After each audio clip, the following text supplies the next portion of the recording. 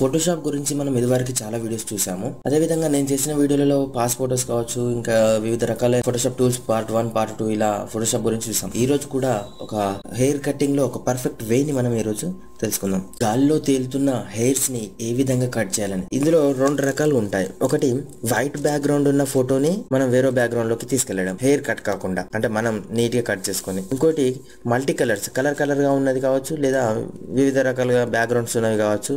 So ఇట్లాంటివి తీసుకెళ్ళాలి అంటే ఏ విధంగా చేయాలి ఇప్పుడు చూద్దాం. సో ఇప్పుడు మనం ప్లెయిన్ గా ఒక వైట్ బ్యాక్గ్రౌండ్ కానీ ఏదైనా ఒక ప్యూర్ కలర్ ఉన్నది తీసుకుందాం. నేను ఇక్కడ ఫోటోషాప్ 8.0 ఓపెన్ చేస్తున్నాను. సో 8.0 ఎందుకు ఓపెన్ చేస్తున్నాను, CS6 అదే విధంగా CC ఇలాంటి లేటెస్ట్ వర్షన్ ఓపెన్ చేయొచ్చు అంటే చాలా మంది అడుగుతున్నారు, సార్ మీరు చేసే ఫోటోషాప్ వర్షన్ మా సిస్టమ్ లో రావట్లేదు, లేదా అది అందుబాటులో లేదు, చాలా జీబీలలో ఉంది, స్లోగా ఉంది.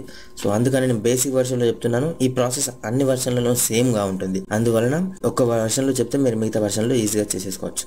సో ఇక్కడ నేను ఫైల్ ఓపెన్ చేస్తున్నాను. ఒక వైట్ బ్యాక్గ్రౌండ్ లో ఉన్న హీరోయిన్ ఇమేజ్ ని తీసుకుంటున్నాను. మనం చూస్తూ ఉంటాం, మనకు ఆశగా కూడా ఉంటుంది, మన ఫొటోస్ కావచ్చు, లేదా హీరోయిన్ ఫొటోస్ కావచ్చు, హీరో వాళ్ళ ఫొటోస్ కావచ్చు, అభిమాన నటులు ఎవరైనా కావచ్చు, వాళ్ళ ఫొటోస్ ని మనం బ్యాక్గ్రౌండ్ చేంజ్ చేయాలంటే ఆ హెయిర్ అనేది గాలిలో తేలుతున్నప్పుడైతే కట్ అయిపోతుంది. సో అలా కట్ కాకుండా చిన్న పాయింట్ తోటి కొంచెం రిస్క్ తీసుకొని ఒక 10 నిమిషాలు కేటాయించినట్లయితే మనకి అది కూడా వస్తుంది. అదే విధంగా చేయాలని ఇప్పుడు చూద్దాము. సో మనకి ఇక్కడ బ్యాక్గ్రౌండ్ వైట్ లో ఉంది. సో మనం ఫస్ట్ హీరోయిన్ ని సెలెక్షన్ చేసుకోవాలి. మామూలుగా మనం పెన్ టూల్ తో సెలెక్ట్ చేసుకుంటాం, అదే విధంగా లాసర్ టూల్ తో కూడా చేసుకుంటాం. ఎవరికి నచ్చినట్లు వాళ్ళు చేసుకోండి. ఇప్పుడు నేను ఇక్కడ ఈజీగా ఉండడానికి కోసం మ్యాజిక్ పెన్ టూల్ ని తీసుకొని నార్మల్ గా ఫటాఫట్ గా చేసేసుకున్నాం సెలెక్షన్. ఓకే, Ctrl+Shift+I కొడితే మనకి హీరోయిన్ అనేది సెలెక్ట్ అయిపోయి. కాకపోతే మనం ఇలా సెలెక్ట్ చేసుకుంటే హెయిర్స్ ని పర్టికులర్ గా చూసినట్లయితే చూడండి, ఇక్కడ వైట్ రావడము, అదే విధంగా కొంచెం హెయిర్స్ కట్ అవ్వడం, లోపల వైట్ మిగిలిపోవడము, ఇది ఇక్కడికి ఇలా కట్ అయిపోవడం ఇలా ఉంటుంది. అలా చేస్తే అది పర్ఫెక్ట్ గా ఉండదు. ఇప్పుడు దీన్ని డ్రాగ్ అండ్ డ్రాప్ చేసుకున్నా అది పర్ఫెక్ట్ గా అనిపించదు. సో మనం ఏం చేయాలంటే ఈ హెయిర్స్ కి ఏదైతే ఉందో కొంచెం బ్యాక్గ్రౌండ్ వచ్చినా పర్లేదు, మరీ ఎక్కువగా తీసుకోకుండా కొంచెం ఆ హెయిర్స్ ఎక్కడెక్కడ వరకు అయితే బయటగా ఉన్నాయో అక్కడ వరకు ఇలా సెలెక్ట్ చేసుకోవాలి.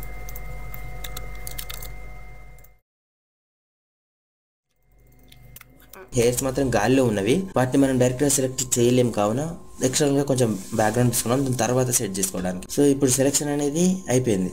ఇప్పుడు మనం ఏం చేయాలంటే ఒక బ్యాక్గ్రౌండ్ తీసుకొని దాంట్లోకి హీరోయిన్ ని పంపించాలి, కానీ హెయిర్స్ మాత్రం పర్ఫెక్ట్ గా రావాలి. ఇది నేను ఎంచుకున్న బ్యాక్గ్రౌండ్.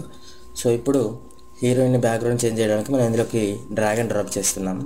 సో ఇక్కడికి వచ్చేసింది. సో ఇప్పుడు కొంచెం సైజ్ పెద్దగా చేసుకుంటున్నాను. అంటే సెలెక్షన్ అయిపోయింది, అదే విధంగా కటింగ్ కూడా అయిపోయింది, తీసుకొచ్చాము. ఇప్పుడు హెయిర్స్ మీద ఫోకస్ చేసి మనం హెయిర్స్ మాత్రమే కట్ చేయాలి. సో దానికి ఏం చేస్తామంటే ఇక్కడ చూడండి, ఇప్పుడు మనకి లేయర్ 1 ఉంది కదా, ఈ లేయర్ 1కి దీపిక అని పెట్టుకుందాం. ఎందుకంటే మనకి కొంచెం క్లారిటీ ఉండడానికి. సో ఇప్పుడు నేను దీన్ని Ctrl+J కొట్టి డూప్లికేట్ చేసుకున్నాను.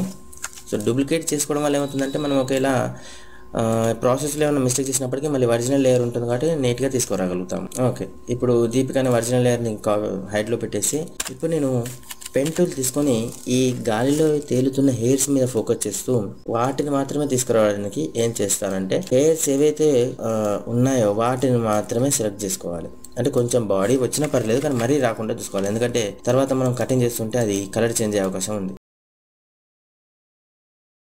అంటే మనం ఇప్పుడు హెయిర్స్ ని చేంజ్ చేస్తున్నాం, ఒకవేళ మనం కొంచెం గాలిలో తేలుతున్న వరకు మాత్రమే చేసుకుంటే కలర్ చేంజ్ అవుతుంది, అందుకని మనం పూర్తిగా తీసుకున్నాను. సెలెక్షన్ అయిపోయింది. అంటే ఇప్పుడు మనం పెన్ టూల్ తో సెలెక్ట్ చేసుకున్నాం, Ctrl+Enter కొడితే మనకు సెలెక్షన్ అవుతుంది. ఇప్పుడు నేను Ctrl+Alt+D ఈ ఫోటోషాప్ 7.0 8.0 అదే CS2 లో Ctrl+D కొడితే వస్తుంది, కానీ CS3 CS4 CS5 CS6 CCలో మాత్రం Shift+F6 కొడితే మాత్రం వస్తుంది. ఏంటి ఫెదర్ 15 వరకు ఫెదర్ ఇద్దాం. సో ఫెదర్ ఇవ్వడం వల్ల మనకి ఏమవుతుందంటే స్మూత్నెస్ రావడం జరుగుతుంది. ఇప్పుడు నేను Ctrl+J కొట్టాను. సో స్మూత్నెస్ ఇక్కడ చూడండి, మనకు స్మూత్గా కట్ అవ్వడం జరిగింది. దీని ద్వారా మనం ఎంత కట్ చేసినప్పటికీ సరిపోదు. అంటే మనం ఇది ఎంతవరకు స్మూత్గా కట్ అవుతుందని చూసుకొని ఇప్పుడు నేను పెట్టాను, ఇంకా స్మూత్గా కావాలనుకుంటే ఒక 20 30 ఇలా ఫెదర్ ఇచ్చుకోవాలి. తర్వాత దీని బ్లెండ్ మోడ్ని మనం మల్టిప్లైలో పెట్టేద్దాం. సో మల్టిప్లైలో పెట్టగానే మనకు ఆటోమేటిక్గా వైట్ బ్యాక్గ్రౌండ్ అనేది వెళ్ళిపోయింది. లేయర్ ఎనేబుల్ చేద్దాము. కింది లేబుల్కి ఎనేబుల్ చేయగానే మనకి మళ్ళీ వైట్ బ్యాక్గ్రౌండ్ ఎందుకు వచ్చిందంటే దీంట్లో నుంచి మనం కొంచెం బాగానే వేరే లేయర్కి తీసుకెళ్ళాం, ఇది అలానే ఉంది. సో ఇప్పుడు ఈ వైట్ బ్యాక్గ్రౌండ్ని మనం ఎరేజ్ చేయగానే పైన లేయర్లో మల్టిప్లై ఉన్నది మనకి కనిపిస్తుంది కాబట్టి గాల్లో తేలుతున్న హెయిర్స్ అనేవి అలాగే ఉంటాయి. ఇప్పుడు చూద్దాం అది ఎలా ఉంటుందో. సో మనం ఒకసారి ఇది చూస్తే ఈ లేయర్ 1కి మనం హెయిర్స్ అని సో ఈ హెయిర్స్ని ఒకసారి హైడ్ చేస్తాం చూడండి. కలర్ అనేది చూడండి, కొంచెం బ్లాక్ అండ్ వైట్, కొంచెం బ్లాక్ అనేది తేడా వస్తుంది. మనం ఈ మల్టిప్లైకి అర్థం ఏంటంటే బ్లాక్ని మాత్రం హైలైట్ చేస్తుంది. సో బ్లాక్లో ఉన్నా పర్లేదు, మనం దీనివల్ల పెద్ద ఎఫెక్ట్ ఏం పడదు, మనకి తర్వాత సెట్ చేసుకోవచ్చు. సో ఒకసారి దీన్ని ఎనేబుల్ చేసి దీపికా లేయర్ని ఎంచుకొని ఇప్పుడు ఎరేజర్ తీసుకొని స్మూత్గా తీసుకోవాలి, ఎందుకంటే కటింగ్లో తేడా రాకూడదు. సో ఓకే, వెనక ఉన్న బ్యాక్గ్రౌండ్ని మనం డిలీట్ చేసుకుంటూ వద్దాం. డిలీట్ చేసినప్పటికీ హెయిర్స్ పోవట్లేదు, ఎందుకంటే మనం మల్టిప్లైలో పెట్టిన లేయర్ అనేది ఇప్పుడు ఆ హెయిర్స్ మనకి కనిపిస్తుంది.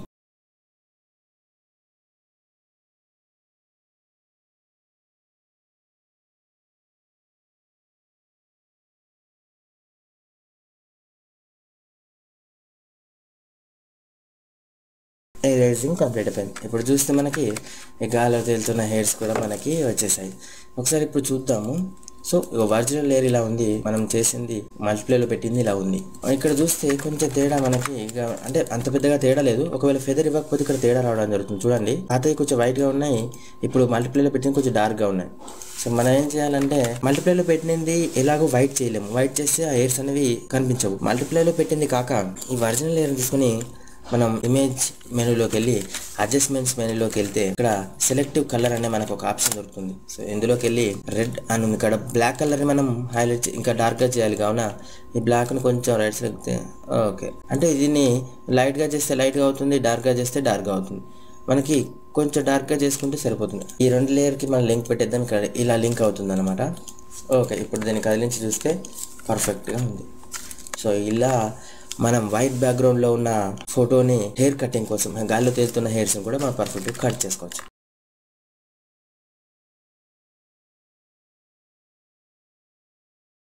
సో వైట్ బ్యాక్గ్రౌండ్లో ఉన్న హీరోయిన్ ఒక వెంట్రుకలు ఏ విధంగా కట్ చేసామో చూసాం. కలర్ఫుల్ బ్యాక్గ్రౌండ్ నుండి గాల్లో తేలుతున్న వెంట్రుకలను ఏ విధంగా కట్ చేయాలో తెలుసుకోవడానికి ఇక్కడ క్లిక్ చేయగలరు. ఈ వీడియో కనుక మీకు నచ్చినట్లయితే మీ మిత్రులకు కూడా షేర్ చేయండి. అదేవిధంగా ఈ వీడియోపై అభిప్రాయాన్ని తప్పక తెలియజేయండి. మరిన్ని టెక్నికల్ వీడియోస్ కోసం, అదేవిధంగా ఫోటోషాప్ వీడియోస్ కోసం నా ఈ యూట్యూబ్ ఛానల్ని సబ్స్క్రైబ్ చేసుకోండి.